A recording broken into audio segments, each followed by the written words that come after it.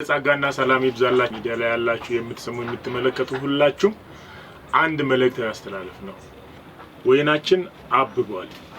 የወይናችን ቦታ የሚያጠፉትን ጠቃቀን ቀበሮችን አጠምዳችሁ ያዙ። ሌላ እዚህ ቦታ ነገራችሁ ደርሷል። ነገራችሁን ግን የሚያበላሸውን መንፈስ በጌታ በኢየሱስ ክርስቶስ ስም የተያዘ ይሁን። ወይናችን አብቧል ይላል። ያበበው ነገራችሁን የተዘጋጀ ነገራችሁን ልትበሉ የተዘጋጀው ነገራችሁን እንዳትበሉ የሚያጠፋ የሚያራግፍ ያበበው ፍራችሁን የተዘጋጀው ነገራችሁን የሚያራግፍ የሚያጠፋ ቀበሮ መንፈስ በናዝሬቱ አለቃ በጌታ በኢየሱስ ክርስቶስ ስም አስሬያለሁ።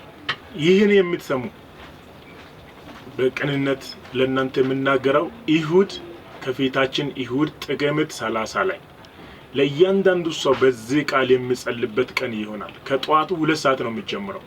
ብዙዎች ነፃ ይወጣሉ፣ ይፈታሉ፣ እግዚአብሔር ይፈውሳቸዋል፣ በረከታችሁ ይለቀቃል። ስለዚህ ነገራችሁን ፍሬያችሁን ያበበው የፈካው ነገራችሁን የሚያጠፋ ቀበሮ መንፈስ አለ። ይህ መንፈስ በእግዚአብሔር መንፈስ በስሙ ኃይል በደሙ ኃይል ይመታል። እግዚአብሔር ሰላም ያደርጋል። ስለዚህ ሁላችሁ እንድትመጡ ጋብዛችኋለሁ። እንድትገኙ በጊዜ ጧት እንድትገኙ ጋብዛችኋለሁ። ቻላችሁ ሰዎችን ይዛችሁ እንድትመጡ ጓደኞችን ይዛችሁ እንድትመጡ በጣም እጅ በመጫን በዛይት ለእያንዳንዱ ሰው መጸለይበት በተጸለየው ዘይት መጸለይበት ጊዜ ይሆናል። የአምልኮ ጊዜ አለ። የተወደዱ ዘማሪዎች ያገለግሉናል። በጣም ልዩ ጊዜ ጌታ ይሰጠናል።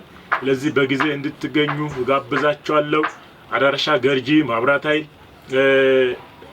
ከታች ባለው ስልክ ደውላችሁ መምጣት ትችላላችሁ። ቦታውን የምታውቁ ደግሞ የጸጋ እየተካፈላችሁ ብዙ ጊዜ የቆያችሁ እናንተም ሳትረሱ በጊዜ እንድትገኙ በጌታ ፍቅር በረከቱን እንድትካፈሉ በጌታ ፍቅር አሳስባችኋለሁ።